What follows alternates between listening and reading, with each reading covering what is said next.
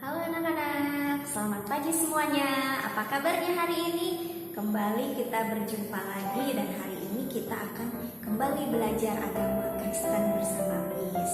Nah, sebelum kita masuk ke dalam pembelajaran, yuk kita berdoa dulu. Lipat tangannya, tutup matanya, kita berdoa ya. Tuhan Yesus, terima kasih. Hari ini kami kembali untuk belajar agama Kristen bersama Miss Ina.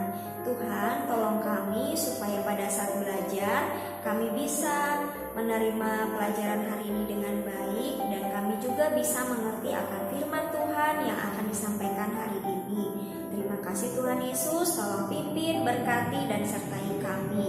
Hanya di dalam nama-Mu Tuhan Yesus kami sudah berdoa. Amin. Ya, anak-anak masih ingat tidak pelajaran kita di hari Rabu kemarin? Nah, siapa yang masih ingat? Nah, betul sekali. Pembelajaran hari Rabu kemarin adalah tentang Ester. Nah, hari ini kita mau belajar lagi tentang satu tokoh. Namanya siapa ya? Siapa yang tahu? Namanya Musa.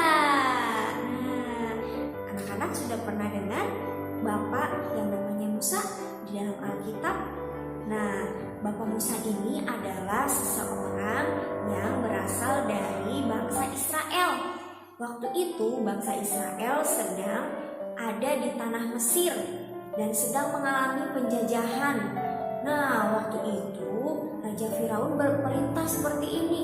Setiap bayi-bayi yang lahir dari orang Israel semuanya harus dimusnahkan. Bangsa Israel tidak boleh hidup. Nah, jadi waktu itu setiap bayi laki-laki yang lahir, jadi mama-mamanya ketakutan. Aduh, nanti anakku bisa hilang nyawanya. Aduh, aku takut. Nah, tapi waktu itu ya, nih mamahnya Musa, ibunya Musa begitu melahirkan Musa, dia sudah berinisiatif, sudah berpikir, bagaimana caranya supaya bayiku ini selamat? Bagaimana caranya supaya dia tidak hilang nyawanya? Nah, kemudian apa yang dia lakukan? Setelah beberapa bulan, mamahnya membuat keranjang dari daun-daunan dan setelah itu bayi Musa dihanyutkan ke sungai Nil. Nah, setelah hanyut ke sungai Nil, dia ternyata diselamatkan oleh putri Firaun yang waktu itu sedang mandi sama teman-temannya. Nah, setelah itu bagaimana kelanjutan ceritanya? Yuk, nanti kita mau saksikan di dalam cerita ini. Kita saksikan sama-sama ya. Setelah bayi Musa diambil oleh putri Firaun, ternyata Musa dibawa ke istana oleh putri Firaun dan diterima oleh Raja Firaun dan diangkat menjadi anak angkatnya. Setelah dewasa, Musa belajar tentang hal-hal yang berhubungan dengan kerajaan dan juga mempelajari hal-hal yang berhubungan dengan kepemimpinan. Di istana Musa belajar bagaimana caranya memimpin, bagaimana caranya berperang, dan juga banyak belajar hal yang lain. Setelah dia dewasa, dia juga tahu dan dia sadar bahwa dia adalah bangsa Israel. Dan kemudian dia melihat bahwa saudara-saudaranya itu banyak bekerja di tanah Mesir. Dan Musa baru sadar kalau orang-orang sebangsanya, yaitu Israel, dipekerjakan secara paksa oleh orang-orang Mesir. Orang-orang Israel sangat tersiksa pada waktu itu, dan Musa merasa kasihan. Orang-orang Israel juga banyak mengeluh dan meminta tolong kepada Tuhan, karena mereka sudah menderita dan sudah sangat lelah untuk bekerja kepada orang-orang Mesir. Tuhan mendengarkan keluhan orang-orang Israel, sehingga Dia mengutus Musa yang sudah belajar tentang kepemimpinan di kerajaan Mesir untuk memimpin bangsa Israel keluar dari Mesir.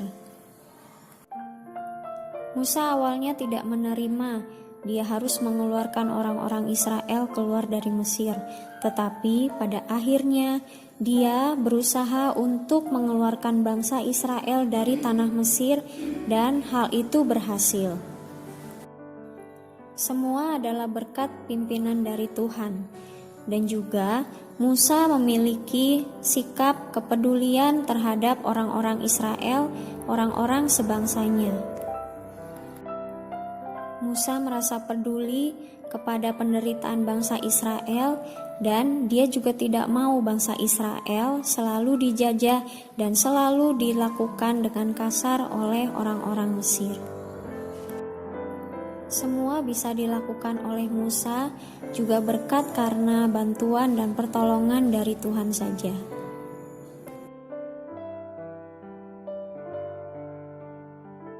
Oke anak-anak, bagaimana tadi tentang tokoh Musa? Sudah dapat pembelajarannya? Nah, hari ini kita belajar dari Musa apa ya? Nah, Musa itu adalah seseorang yang sangat peduli kepada bangsanya. Musa itu adalah seseorang yang peduli kepada orang-orang di sekitar. Nah, coba sekarang untuk anak-anak, bagaimana caranya kita bisa peduli kepada orang-orang di sekitar kita? Nah, jangan jauh-jauh. Anak-anak bisa peduli terhadap orang-orang yang ada di rumah. Misalnya kepada mama, misalnya kepada papa, kepada adik, kepada kakak. Terus juga kepada mungkin ada mbak di rumah, mungkin ada bibi di rumah, atau ada kakek, ada nenek di rumah. Tunjukkan kepedulian anak-anak. Contohnya seperti kalau misalkan mama sedang repot di dapur, anak-anak bisa membantu. Misalkan untuk masak, misalkan mama sedang cuci piring, anak-anak bisa bantu. Kemudian juga mungkin ada adik kita atau kakak kita yang sedang bersih-bersih rumah, atau bibi atau mbak bersih-bersih rumah juga, anak-anak bisa bantu dengan cara menanyakan, aduh kakak atau adik atau bibi atau mbak bisa dibantu? Yuk saya bantu sapu-sapu, atau saya bantu lap-lap kaca. Nah, itu sudah menunjukkan bahwa anak-anak sudah peduli kepada orang-orang yang di sekitar rumah. Nah, kemudian juga untuk yang di rumahnya mungkin ada nenek atau kakek, bisa bantuin nenek atau kakeknya untuk misalkan mau makan, nah sama anak-anak diambilin makanannya, atau misalkan ingin minum, nah anak-anak bisa menolongnya untuk ambilkan minum.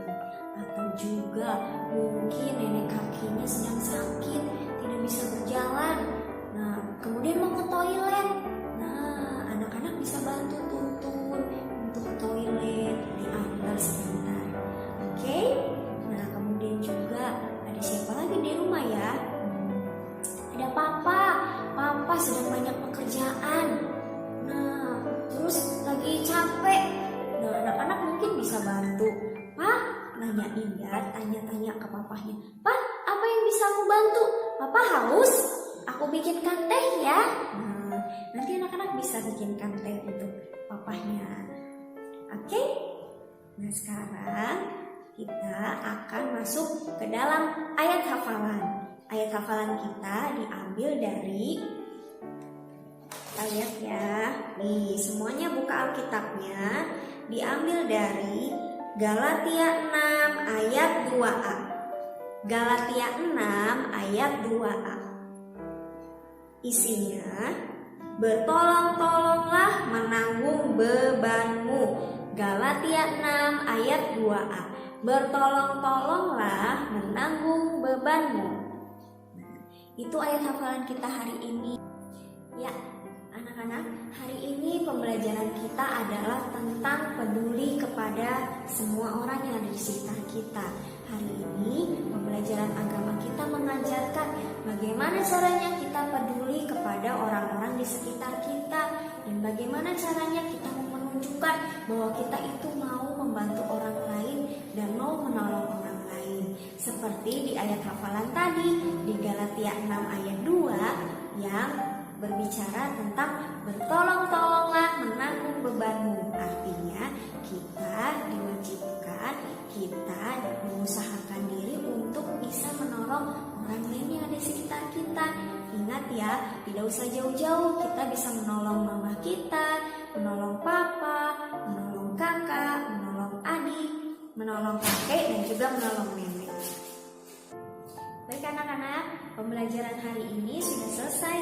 Nah, sebelumnya kita mau berdoa dulu ya untuk menutup pelajaran kita hari ini.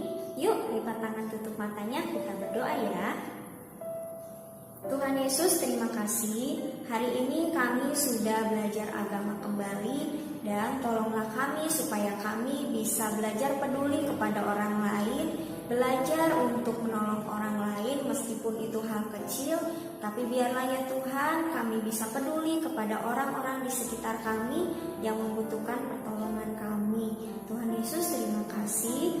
Hari ini kami mau serahkan seluruhnya hanya ke dalam tangan-Mu, dan kiranya Engkau yang tetap pimpin kehidupan kami. Terima kasih Tuhan Yesus, hanya di dalam nama-Mu kami sudah berdoa dan kami telah mengucap syukur. Amin. Baik anak-anak, sampai jumpa di pembelajaran agama kita di Rabu depan. Terima kasih sudah menyaksikan video pembelajaran hari ini. Tuhan Yesus memberkati. Bye.